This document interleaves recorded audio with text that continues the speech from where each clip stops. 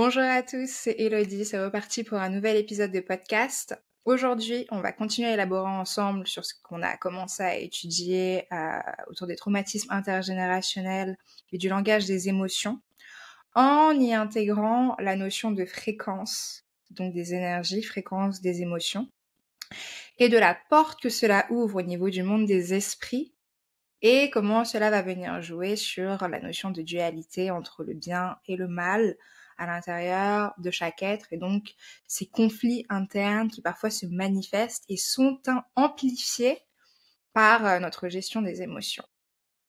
C'est un sujet qui s'annonce passionnant. J'ai hâte d'entendre vos retours. Si vous avez des questions, surtout, n'hésitez pas. Et c'est parti. Les fréquences. Vous avez l'amour qui va être à plus de 500 Hz. Donc l'amour est l'une des plus hautes fréquences. On dit que l'amour régénère, l'amour répare. Elle ouvre la porte à la guérison, à l'harmonie et à la connexion profonde avec soi-même et avec les autres. Donc c'est vrai que en termes de résonance, en termes de vibration, donc cette énergie de l'amour, c'est ce qui va vous permettre de rentrer en harmonie. Et l'harmonie, c'est ce qui vous permet de rentrer en connexion avec l'univers.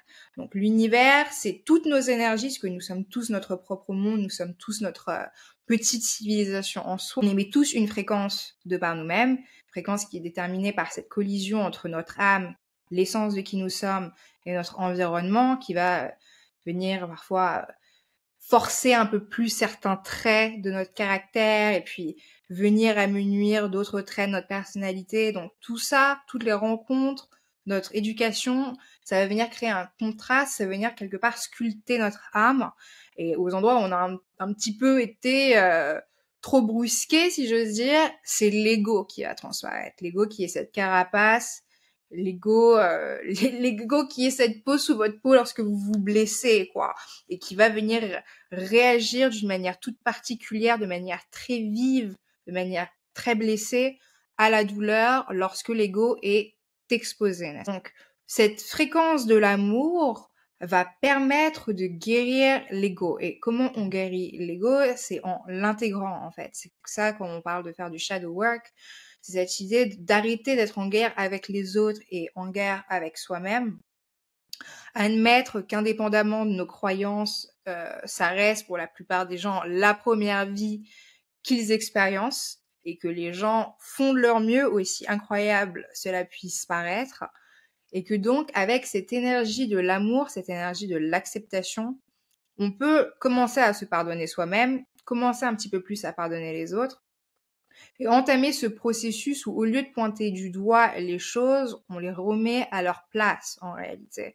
Et tous ces débordements d'énergie, on parle de stratégie, coping mechanism, stratégie pour pallier au traumatisme que tout le monde met en place de manière plus ou moins remarquable, de manière plus ou moins détrimentale pour eux-mêmes et pour les autres, tu vois, mais surtout pour eux-mêmes.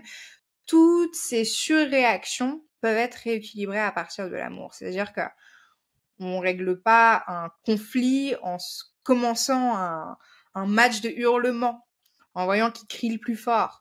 Généralement, il faut que l'un des deux ait la présence d'esprit de se retirer de la conversation ou trouve un moyen de la recalibrer, même au niveau de la fréquence, de la manière dont il s'adresse à l'autre. Et, parce que l'amour, c'est pas que s'embrasser goulûment, mais faire preuve de compassion. La compassion est une marque d'amour. Il y a plein de qualités qui naissent et qui jaillissent sur une base d'amour. Donc l'idée, c'est pas toujours de venir faire un gros câlin à son pire ennemi, mais des petites notes d'harmonie, des petites notes de compassion, des petites notes d'amour dans notre réflexion quand on pense à l'autre, pour venir pas simplement le juger, mais se demander est-ce qu'à sa place on aurait fait mieux, ou est-ce que on est en train d'affabuler en fait et d'attendre des choses, des exigences qui sont un petit peu injustes. Et appliquer cette compassion envers nous-mêmes aussi. Parfois, on est très dur envers nous-mêmes, ce qui nous empêche d'être, ce qui nous pousse à être rigide, psychorigide envers les autres. Et finalement, en faisant preuve d'amour, en venant combler cet écart soi-même, en se parlant, en réaffirmant aussi la légitimité de nos émotions, mais pas toujours de nos réactions, venir rééquilibrer et venir se reparenter pour que toutes ces critiques, toutes ces croyances limitantes, tout ce dialogue interne qu'on se sert à nous-mêmes et qui finalement ne nous sert pas et qui est parfois sur une base de haine, venir rééduquer cette énergie-là pour la transcender et en faire quelque chose, en fait, qui nous aide à élever notre fréquence et vraiment élever notre énergie et donc élever, mais absolument tout. Ça vient décupler ce qu'on touche, en fait, puisque vous savez que même si on ne le voit pas, tout a une empreinte énergétique, tout a une signature, n'est-ce pas? S'il y a une empreinte, ça veut dire que quelqu'un a posé la main sur la situation.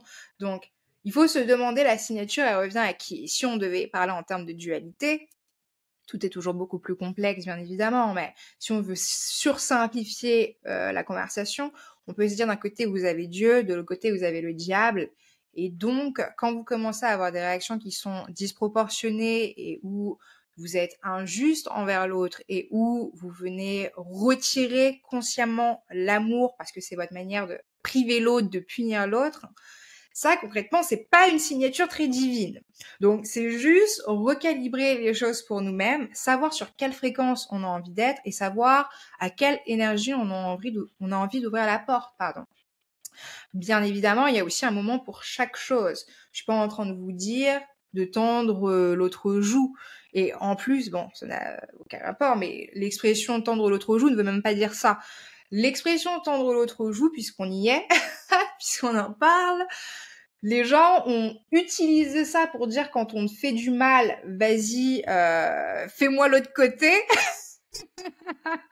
Alors qu'en réalité, l'expression à la base, il faut prendre en compte pas le climat, mais le contexte culturel, et que c'était la manière dont les gens giflaient, en fait, les gens qui leur étaient inférieurs. L'idée de tendre l'autre joue, c'était pour les obliger à utiliser soit l'autre main, soit un autre côté de leur main, et donc la main ou le côté de la main qu'ils auraient montré à quelqu'un étant leur égal. Donc c'est une expression dont la signification s'est perdue au fil des années. Parfois, c'est intéressant de remonter à l'étymologie de ce qu'on se raconte. On verra ça plus tard dans un autre épisode. Les mots ont aussi une fréquence. Là, je vous parle de cette expression-là, mais on peut se faire même en anglais avec l'expression good morning. Good morning qui ne veut pas vraiment dire bonjour. Good morning qui est une expression qui découle des temps de l'esclavagisme, où les maîtres pendaient les esclaves la nuit, et donc les esclaves pleuraient, enfin faisaient leur deuil durant toute la nuit, et au matin, les maîtres leur disaient good morning, parce que mourn en anglais ça veut dire faire le deuil. Donc en fait c'était de la condescendance, c'était une manière ironique de leur faire remarquer qu'ils avaient tué des gens de leur famille et que là, voilà, ils leur souhaitaient bon deuil pour le reste de la journée. Donc c'est des expressions, quand tu sais ce qu'elles signifient, elles sont aussi chargées de sens et chargées énergétiquement. Bon, on s'éloigne là, j'étais en train de vous parler d'amour. Donc pour en revenir à cette histoire d'amour, à cette histoire de fréquence, 500 Hz, l'une des plus hautes énergies, une énergie pour toucher les cieux, et ce serait dommage de se priver de l'opportunité d'être en connexion avec un monde céleste, avec un monde d'inspiration, avec un monde vraiment d'harmonie, quoi, et de flot d'énergie. Tout ça parce que on se fait piéger par la haine ou par d'autres émotions qui sont plus basses, en fait, et qui vont venir nous retenir énergétiquement et nous rabaisser aussi d'une certaine manière. Il y a une petite histoire qui, pour le coup, est en rapport avec l'amour que je vais vous raconter. C'est une histoire que j'avais appris à l'époque où je recevais l'éducation des témoins de Jéhovah. Et donc, un jour, durant mon étude biblique, on me raconte cette petite histoire où c'est l'histoire d'un jeune homme ou d'une jeune femme, vous l'appliquerez en fonction de qui vous êtes, qui est en train de traverser un pont, et t'as Dieu qui est vraiment à l'autre extrémité du pont, et t'as le diable qui est tout près de lui, et Dieu arrête pas d'appeler cette personne en lui disant viens, viens, viens. Et la personne avance tout de même vers le diable, tu vois. Et Dieu continue de l'appeler, et le diable ne bouge pas et attend. Et donc, cette personne qui est en train de traverser ce pont de la dualité, plutôt vers le côté mauvais penchant, demande au diable, toi tu m'appelles pas? Et le diable répond, mais j'ai pas besoin de t'appeler, t'as plus qu'un seul pas à faire. Donc parfois, on se retrouve dans des situations dans la vie, vous voyez, où vous êtes entouré d'énergies contraires. Et ce qu'il faut bien comprendre, c'est que déjà, les énergies divines ne tentent jamais. Tu vois, parfois vous entendez aussi quand vous avez une éducation religieuse, on a l'impression que c'est Dieu qui écrit les parcours koh tu vois. On a l'impression que Dieu, il veut te tester comme si t'étais vraiment... Alors que non, c'est pas du tout l'esprit. Dieu, c'est pas la tentation. Dieu, c'est pas quelqu'un qui veut te piéger. Dieu, c'est pas quelqu'un qui veut te faire du mal. Dieu, c'est même pas nécessairement quelqu'un qui veut que tu prouves quoi que ce soit. C'est quelqu'un qui te souhaite l'harmonie. Donc, à partir du moment où tu es entouré d'énergie contraire et que tu te retrouves, entre guillemets, à avoir le choix entre prendre la grande porte et te priver d'une colère et, tu vois, choisir un chemin plus simple, mais plus aimant, et dont la vibration, t'es pas là à rentrer en collision avec la terre entière, t'es pas là à essayer de prouver quoi que ce soit à qui que ce soit. Ça, auprès des gens qui t'entourent, ça peut ne pas toujours être compris. Mais ce qui est certain, c'est que tu déjoues un piège énergétique à chaque fois que tu ne mords pas à l'hameçon d'une colère qui dégénère ou, tu vois, d'un malentendu qui prend des proportions ridicules et que tu choisis la simplicité à travers l'amour qui est un petit peu une fréquence très haute que tout le monde n'a pas toujours l'occasion d'atteindre et surtout une énergie et une vibration auquel il est parfois très délicat de se maintenir. Donc quand tu as la chance d'être entouré d'amour et quand tu sens cet amour entouré de toi, il faut le préserver puisque tu sais que on dit misery loves company. Donc cette idée que les gens déprivés d'amour, ça demande un effort, tu vois, de cette énergie, la maintenir, ça demande un travail sur ses relations, ça demande une certaine conscience de soi, une conscience en soi, ça demande une ouverture sur le monde, une curiosité, un partage. Donc, c'est quelque chose de très délicat, très fragile. Et quand toi tu pavanes ton amour d'un bout à l'autre de la ville, tu fais des jaloux, quoi. Donc, l'amour, c'est vraiment quelque chose à préserver et c'est pas quelque chose qu'on exhibe auprès des esprits qui ont encore, voilà, on a tous du travail à faire sur nous-mêmes. Mais ce que je veux dire, c'est qu'il faut pas tenter le diable. Voilà, pour reprendre un petit peu les images, les métaphores qu'on se disait il y a un moment. C'est ça, il faut pas tenter le diable. Donc quand tu es sur une énergie qui est sublime, quand tu es dans un flow énergétique, ou parfois, tu sais, on parle de flow de travail aussi, tu vas être dans ta créativité, tu vas être dans ta bulle, tu fais ton truc, et là, il y a quelqu'un qui vient et qui casse un petit peu ce rythme, qui te sort de tes pensées, et ça va parfois te prendre un petit moment, tu vois, de retrouver ton équilibre. Donc, c'est pas impossible, bien sûr que tu peux retrouver ton équilibre, mais si tu peux le préserver pour ne pas le perdre, t'as tout gagné. Tu vois ce que je veux dire? Donc ça, c'est pour l'amour. Ensuite, vous avez la joie. La joie qui est encore plus élevée que l'amour, puisque l'amour, c'est 500 Hz et la joie, c'est 540. La joie élève notre vibration, favorise la créativité et attire des expériences positives.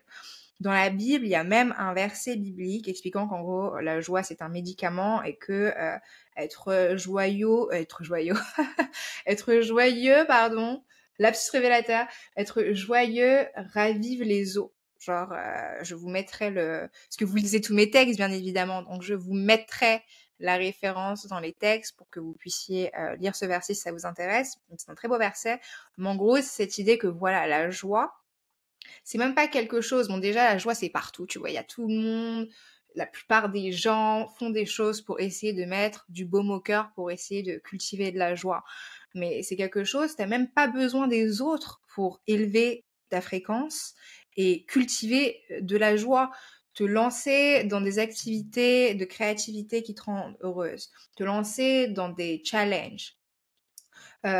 L'humour, la danse, tout ce qui te fait sourire, en fait, contribue à la joie et élève ta fréquence de manière absolument phénoménale et te permet donc de guérir, de rester sur ces vibrations où, en fait, la manière dont il faut voir les choses, c'est que ces énergies, ces fréquences bloquent les interférences avec les énergies basses. Donc, quand tu as une certaine fréquence, t'es dans un certain délire, en fait. T'as une certaine altitude, t'as une certaine hauteur d'esprit. Donc, t'as ton regard, la manière dont tu vois les choses, le regard que tu poses sur la vie va changer de par cette altitude spirituelle, si j'ose dire, ou entre guillemets, voilà, t'es sur une autre fréquence, quoi. T'es sur une autre énergie, tu es dans une autre vibration. Donc, c'est pas simplement, parce qu'on parle beaucoup de manifestation, loi de l'attraction, c'est pas simplement ce que tu vas attirer, parce que, bon, évidemment, de toute manière, les gens qu'on qualifie de négatifs ou de narcissiques dans la société, ils sont pas spécifiquement attirés par toi. C'est des gens qui vont partout, tu vois. Mais ce qui est certain, c'est que selon ton état d'esprit, selon ta fréquence, donc tu auras une propension à traîner dans les endroits où il faudrait plutôt pas que tu sois, mais comme tu es dans un certain esprit, tu cultives de certaines pensées qui te font te comporter de certaines manières, et donc tu vas développer une attirance, tu vois, tu vas cataloguer, si j'ose dire. Et en plus de ça, en fonction de la manière dont tu raisonnes, quand bien même ces gens-là, tu les attires ou pas, c'est plutôt une question de vas-tu les sélectionner sur le long terme pour rester dans ta vie. Parce que, tu vois, on peut faire une mauvaise rencontre, c'est une chose, mais euh, s'acoquiner à la mauvaise rencontre pour les 20 prochaines décennies, c'est autre chose. Tu vois ce que je veux dire? Donc l'idée, c'est que plus tu vas réussir à être sur des fréquences d'amour, de joie, de gratitude, moins il y a de chances que que tu sois en fait sur une fréquence communicante avec des gens ne partageant pas cette philosophie de vie. Mais au-delà de ça, quand bien même vous viendriez à vous rencontrer, ça va pas accrocher, quoi. Tu vois, parce que vous avez des énergies qui sont contraires. Vous n'êtes pas dans un truc où vous êtes tous les deux négatifs, trauma bonding, attraction, voilà, vous nourrissez des cycles vicieux ensemble. Non. Là, t'es dans un truc, t'es très ouvert d'esprit, t'es en paix avec toi-même, t'es dans l'acceptation des autres.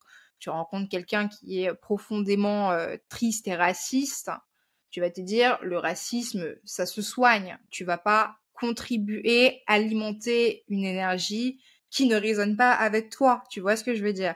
Mais en fonction de comment l'écart est creusé, cette justesse d'esprit et cette réactivité et cette vivacité, tu vois, un petit peu comme voilà une vibration, t'imagines des ondes, tu vas pas percevoir les choses de la même manière, tu vas pas être impacté par les choses de la même manière, et donc tu ne vas pas te positionner à travers la vie de la même manière. Donc c'est pour ça que c'est important, quoi. Ensuite, donc la gratitude, qui est aussi une fréquence très élevée qui attire l'abondance et renforce le bien-être général, puisque l'univers ne donne pas de confiture aux cochons. Quand bien même il y a des gens, tu peux te dire mais c'est pas possible que l'univers les récompense. Le fait est qu'on connaît pas la relation des gens déjà avec eux-mêmes, déjà avec leur cycle karmique et ensuite avec le monde divin. Donc parfois, au lieu d'être surfocalisé sur les autres, il faut se reconcentrer sur soi-même et faire preuve d'un petit peu plus de reconnaissance pour toutes les choses qu'on a déjà, qu'on est parvenu à acquérir et simplement être heureux pour cette abondance qui n'en finit pas en fait, tu vois, c'est-à-dire qu'il y a une abondance de futur, il y a une abondance d'opportunités, il y a une abondance de possibilités, il y a une abondance de richesses et on peut tous en bénéficier. Le soleil brille pour tout le monde. Et c'est pareil pour toutes ces énergies. L'énergie de la gratitude, elle est gratuite. Donc tu peux vraiment, j'allais dire, l'emmagasiner et te remplir de ça pour développer une énergie qui invite la prospérité aussi et qui entame un cycle qui est vertueux et non pas un cycle vicieux, d'accord? Parce que on a envie de partager avec les gens qui sont généreux et on a envie d'éviter les pinces, quoi, tu vois? On a envie de se entourer de bonnes énergies et pas simplement sur le plan financier, sur le plan émotionnel, sur le plan de la créativité aussi. Tu as envie d'être avec des gens qui pensent en termes de partage. Et aussi, si jamais tu es déjà quelqu'un d'extraordinairement généreux, à ce moment-là, la gratitude, comprendre que c'est quelque chose, t'es pas obligé de faire bénéficier tout le monde de tes ressources non plus. C'est-à-dire que tout est une question d'équilibre, tu vois. La gratitude, c'est bien sûr partager, mais ça veut pas dire se sacrifier. C'est pas donner aux autres jusqu'à ce que tu n'aies plus. Tu peux que partager et remplir, il y a cette expression en anglais, when your cup is full, c'est cette idée que tu peux pas remplir le verre des autres si le tien est déjà plus qu'à moitié vide. Donc, la gratitude, la reconnaissance, l'accumulation de richesse et d'abondance, quel que soit ce que ça veut dire pour toi, c'est quelque chose d'extraordinairement personnel. C'est un travail qui est individuel.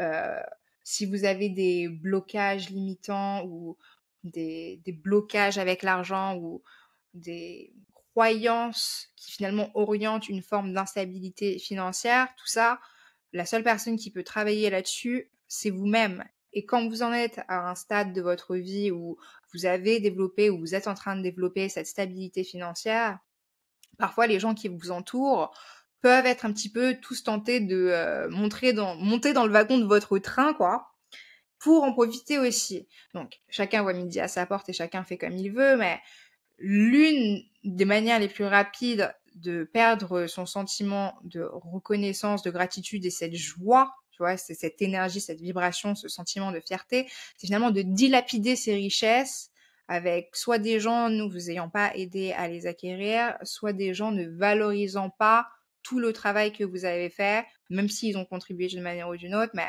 ils n'ont pas votre vision en fait. Donc, la gratitude, c'est quelque chose qu'on cultive à travers le partage, mais c'est aussi quelque chose qu'on cultive à travers le respect de ses propres limites, en ne laissant pas les gens dépenser votre énergie, quelle que qu'elle soit, que ce soit une énergie mentale, une énergie affective, une énergie financière. Donc, toujours à travers toutes ces émotions, l'équilibre. De toute manière, on avait parlé la semaine dernière, vous et moi, même là pour reprendre brièvement sur l'amour, quand on voyait au niveau des blocages dans des énergies et qu'on parlait aussi de l'émotion de la joie, on se disait que voilà, si t'es trop joyeux, en fait, t'as plus les pieds sur terre. Donc, cette idée, c'est bien évidemment d'être joyeux, à toujours frôler l'extase, mais c'est aussi cette idée de réalisme, tu vois, et d'être dans un truc où t'es pas non plus dans un hédonisme inconscient et finalement tout ce que tu fais c'est juste profiter de la vie sans vraiment cultiver quelque chose qui est une valeur intrinsèque, tu vois. C'est important de garder à l'esprit que toute émotion, tout comme toute qualité, tout défaut, c'est toujours une question d'équilibre. Une qualité qui est mal équilibrée deviendra un défaut. Si t'es quelqu'un, dans la gratitude, t'es quelqu'un de très généreux, tu ne sais pas, c'est une forme d'ingestion, tu ne sais pas gérer tes finances et finalement tu ne sais pas dire non et tout le monde en profite presque à ta place, si j'ose dire, ça devient déjà un défaut, tu vois. C'est pas parce que tu n'es pas quelqu'un qu'on qualifie d'avare que tu n'es pas quelqu'un dont on profite ou que tu n'as pas des traits qui jouent contre toi, tu vois, et qui deviennent détrimentales, pardon, je sais plus comment on dit. Donc, toute qualité, à partir du moment où elle est mal gérée, ça peut devenir un problème. Et ces fréquences énergétiques, bon, c'est encore autre chose. On continue. La peur, sur les émotions un peu plus négatives. Donc, la peur, c'est entre 100 et 200 Hertz.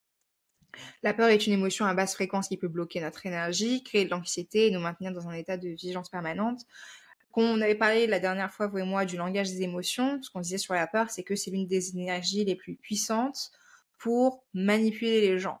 Donc encore dans un cadre religieux ou même dans un cadre politique, on va venir actionner le levier de la peur pour orienter les gens plutôt dans une direction et plutôt dans l'autre. Bien évidemment, la peur, c'est vraiment cette histoire d'œillère où on se surfocalise en fait sur une seule dimension d'une situation ou d'un problème et on occulte totalement tout le reste si ça ne vient pas vraiment rentrer dans notre définition de ce qui fait peur. Donc il y a un petit côté biaisé dans les peurs. De toute manière, la dernière fois qu'on en parlait ensemble, vous et moi, on avait fait la liste entre les peurs acquises et puis les peurs ancestrales, les peurs biologiques innées. Donc l'énergie de la peur, c'est pas une énergie qui est néfaste en soi, c'est-à-dire que on sait qu'il y a des réactions, qu'on avait fait la liste des peurs biologiques ensemble, c'est une réaction qui est normale. C'est quelque chose qui est physiologique, c'est quelque chose qui émane de nous, c'est plus fort que nous. Maintenant, c'est aussi quelque chose qu'on peut apprendre à contrôler. Il y a certaines peurs dont on peut se défaire. Et au-delà de ça, le problème, c'est plutôt l'état de peur perpétuel. Où, encore une fois, c'est une énergie qui va venir enrayer tout notre système énergétique et non seulement attirer, mais aussi nous pousser à sélectionner des situations qui viennent renforcer nos systèmes de pensée, de croyances limitantes, où en fait tu te retrouves dans une echo chamber de peur où tu viens auto-alimenter l'histoire que tu as dans ta tête. Donc par exemple, la dernière fois qu'on en parlait, on prenait l'exemple d'un enfant qui a été mordu par un chien. Initialement, c'est une petite morsure qui aurait dû être bénigne, banale, mais qui a pris des proportions incroyables parce que la peur de l'enfant n'a pas été traitée à sa juste valeur, ou alors il était négligé quand il demandait à ce qu'on s'occupe de lui, et du coup cette peur se transforme en phobie. Et maintenant, à chaque fois qu'il voit un chien, même si le chien est inoffensif, docile, en fait cette personne va exhiber un comportement où on voit visiblement qu'elle a peur, créer cette énergie un petit peu, et le chien va réagir aussi à cette énergie où finalement il se demande pourquoi est-ce que cette personne a peur, est-ce que je devrais attaquer, c'est presque ça. Et ça vient créer ces dynamiques énergétiques où on enclenche presque, de par nos appréhensions, quelque chose qui aurait pu être évitable si on avait si on avait été dans la bonne sphère énergétique, en fait, d'une certaine manière. Puisque les énergies, les émotions sont ça, ce sont des mondes en eux-mêmes, des portes vers des réponses énergétiques. Donc voilà. Après la colère, donc c'est 150 Hertz. La colère, on s'était déjà dit, éventuellement une réaction à des blessures non guéries, éventuellement en cas en cas d'immaturité émotionnelle, ça peut être utilisé pour repousser les gens, les empêcher de parler, les empêcher de s'approcher trop près de nos défaillances. Elle peut attirer des énergies négatives et créer des conflits internes et externes. Bon, bah ça, de toute façon, on s'était déjà un petit peu dit, ça paraît un petit peu évident. C'est une énergie qui est très sombre. Le problème, c'est que la colère vient aussi ouvrir la porte à toute forme de raisonnement parfois insensé et absurde. On inverse problème et solution. Et donc, on va parfois venir légitimer sa colère, qui, encore une fois, on se l'était dit, peut être dissoute, diffuse, mais encore faut-il comprendre en fait ce langage des émotions et toutes ces énergies attachées à nos émotions pour qu'elles ne viennent pas jouer contre nous. Et je dis ça pour avoir été particulièrement colérique quand j'étais plus jeune et avoir compris que la plupart du temps, même si parfois, entre guillemets, on va dire que certaines colères étaient tout à fait légitimes, certains conflits étaient tout à fait légitimes, il y a beaucoup de fois où en fait, les gens, à travers la manière dont ils me parlaient, n'étaient pas nécessairement en train de m'agresser ou quoi, mais les conversations venaient faire écho à des problèmes dans ma vie qui étaient irrésolus, ou venaient un peu chambouler des énergies enfouies au fond de moi. Et donc, ma réaction était la colère parce que j'avais le sentiment d'être exposée, ou j'avais le sentiment de ne pas être respectée, ou, vous voyez. Et c'était pas nécessairement ça, mais c'était l'énergie de ces émotions rattachées à des souvenirs, parfois d'enfance ou d'adolescence, que je n'avais pas encore digéré, mais qui ne demandaient que à être exposées et exprimées. Et donc, dès qu'une situation faisait vaguement écho ou me rappelait des souvenirs traumatiques, j'avais pas encore les outils pour en fait désamorcer mes colères, et j'avais tendance à les laisser exploser, quoi. Après, tu grandis et tu finis par comprendre un peu le langage de tes propres émotions, tu finis par comprendre ce qui se cache derrière tes colères, ce qui se cache derrière ta tristesse, et ça devient plus facile de naviguer ce monde, puisqu'encore une fois, c'est comme si tu rentrais dans ta maison, et en fait, t'as ce couloir avec toutes ces émotions, et t'es pas obligé de passer ta soirée dans ta cuisine, tu vois ce que je veux dire? Si tu veux, tu peux aller dans le salon. Avec tes émotions, c'est pareil, t'es pas obligé de t'enliser dans ta tristesse, t'es pas obligé de te déborder par ta colère. Tu peux faire un échange entre ces émotions, elles peuvent communiquer entre elles, tu peux faire le tri de la manière que tu refais la déco dans ton appart, tu peux refaire la déco dans ton esprit pour être dans un état d'esprit dans lequel tu te sens à l'aise. Et ça, on le dit pas toujours aux gens. Donc ça paraît être un travail, tu vois, monumental. Alors que, petit à petit, c'est parfaitement faisable, comme on se le disait au début au niveau du shadow work, c'est un travail d'intégration. Donc l'idée, c'est pas du jour au lendemain quelque chose d'extrêmement drastique, tu vois, te mettre à faire des efforts colossaux, ou colossal, je sais pas comment on dit. L'idée, c'est tous les jours 1% plus dans la direction de la personne que tu souhaites être et 1% plus en phase avec tes émotions pour réguler ton système nerveux. Parce que le nerf de la guerre, c'est ton système nerveux. Donc l'idée, c'est de faire un pas vers toi-même en fait. Et c'est pas un marathon vers toi-même, c'est un pas vers toi-même. Et si tu peux faire ça quotidiennement, tu vas te retrouver dans un endroit totalement différent. L'image que j'aime bien utiliser pour ça, c'est l'image d'un GPS. Donc moi par exemple, j'habite à Londres là. Si je veux aller en Italie depuis Londres et que dans mon GPS je dis viens me chercher à Paris pour aller en Italie, en fait, le GPS ne me trouve pas, entre guillemets. C'est-à-dire que j'ai déjà une idée de là où je veux aller, mais je ne suis pas honnête quant à l'endroit où je me trouve. Et parfois, il faut que vous fassiez un espèce de bilan émotionnel où vous admettez réellement comment vous vous sentez et où vous en êtes quant aux différentes sphères de votre vie, aux différentes relations qui font partie de votre vie, pour aller réellement dans la direction de là où vous voulez être, quoi, tu vois, pour aller enfin vers comment vous voulez vous sentir et quel paysage relationnel voulez-vous avoir dans votre vie, tu vois. Mais ça demande une certaine authenticité, ça demande un vrai travail de localisation du problème, tu vois, avouer, voilà, c'est la relation avec ma mère, c'est la relation avec mon père, c'est la relation que j'ai avec mon travail, c'est la relation que j'ai avec moi-même, tu vois.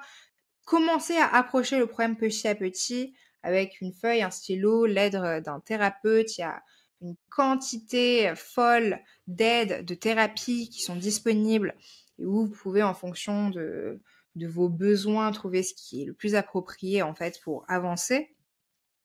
Et l'idée, c'est de petit à petit être honnête, localiser d'où vient le problème et changer les choses pour le meilleur, pour le long terme.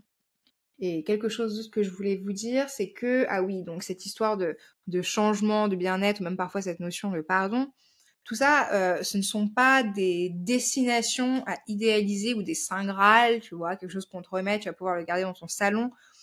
C'est des directions. Donc, encore une fois, c'est tous les jours, faire un pas. J'ai envie d'être plus en paix avec moi-même.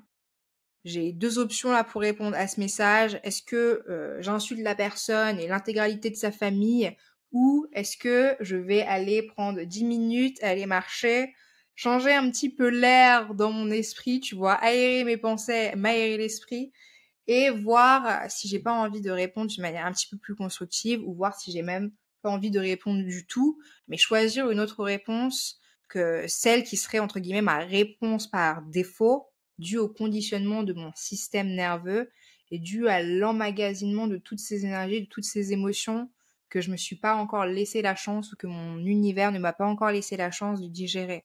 Tu vois ce que je veux dire?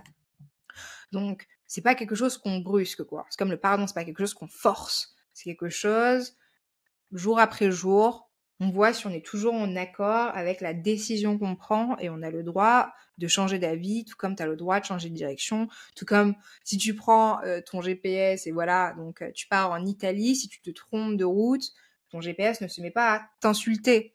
Ton GPS trouve un autre itinéraire pour toujours t'emmener à la destination. Donc parfois on est très dur avec nous-mêmes quand on a prévu de faire ceci, prévu de faire cela, et que, tu vois, on déroute, tu vois, on emprunte un autre chemin, on peut avoir tendance à se brusquer, à se martyriser soi-même, alors que non, ne t'inquiète pas.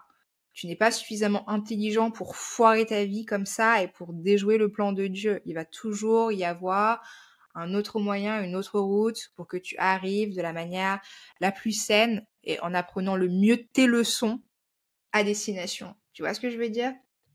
Donc il faut pas s'inquiéter, quoi. C'est ça le message.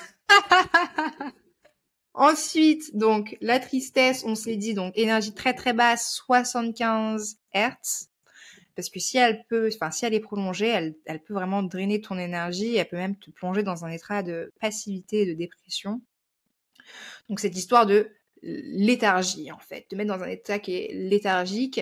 Et en fait, donc tristesse tout en bas, énergie très basse, joie, énergie très hausse. Et en fait, cette idée, c'est qu'au sommet, tu es sur un flot d'énergie. Donc, quand tu es dans ta passion, dans quelque chose qui rajoute de la vie dans ton corps, tu vois, qui t'insuffle ce souffle de vie, quand tu es en accord avec cette énergie-là, tu es dans le flow. Et plus tu te descends énergétiquement, plus on va avoir tendance à sombrer vers l'inertie, vers voilà le manque de mouvement, sur en fait un renforcement du blocage, un renforcement, tu vois, c'est plus simplement ce que tu penses, mais ton corps manifestement a un blocage, a du mal à avancer, a du mal à bouger, enfin tu vois ce que je veux dire? Donc toutes ces énergies, toutes ces fréquences, tout ce monde invisible, à travers la manière dont tu vas venir te tenir, le son de ta voix, ta posture, ton énergie en général, va venir trahir en fait ta fréquence et ton état interne pour venir plus ou moins sculpter ton monde physique. Je sais pas si tu comprends ce que je suis en train de te dire, mais voilà quoi. C'est l'idée que toutes ces fréquences, aussi invisibles soient-elles, sur le long terme, même sur le court terme, mais encore plus sur le long terme, elles s'accumulent et en fait, elles deviennent de plus en plus visibles.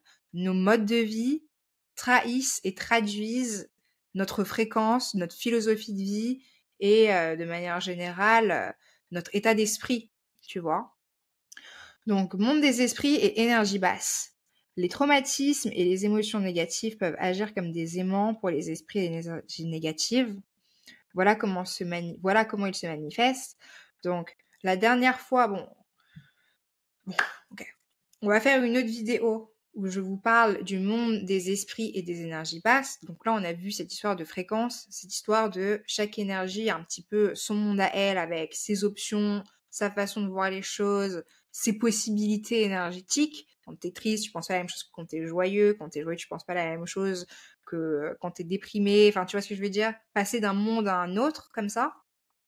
Et on va voir comment, donc, les traumatismes dont on parlait ensemble la semaine dernière, à travers ces champs énergétiques, à travers ces champs de pensée que l'on cultive, selon ce qu'on a vécu, la manière dont on était isolé dans nos drames et dans nos ressentis, comment cela va venir ouvrir la porte, en fait, au monde des esprits, parce que énergie, esprit, encore cette idée de transition un peu métaphysique que j'aime beaucoup.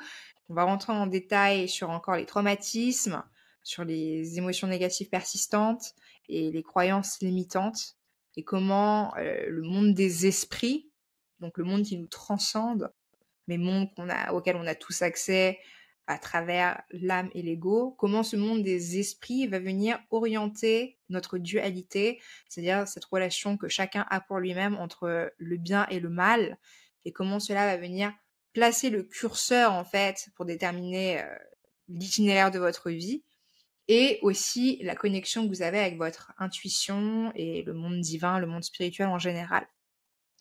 Donc ça c'est pour le prochain épisode. Si vous avez des questions, n'hésitez pas.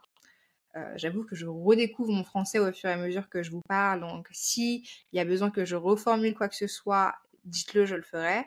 Puis j'ajouterai que moi, toutes ces choses que je partage avec vous, je partage de bon cœur, parce que je pense que c'est très utile et que c'est des conversations qu'on a besoin d'avoir pour ouvrir les yeux sur soi-même et sur le monde un petit peu, avec un peu plus d'ampleur, un peu plus de profondeur. Mais au-delà de ça, moi, je suis déjà au courant. Donc, c'est pour vous. Donc, s'il y a des points qui ne sont pas clairs, si vous avez des questions, si vous avez besoin que j'approfondisse quoi que ce soit, dites-le. N'hésitez pas à communiquer. Ceci est une page d'échange vraiment ouvert d'esprit. Ok? Donc voilà, prenez soin de vous et à très bientôt. Au revoir.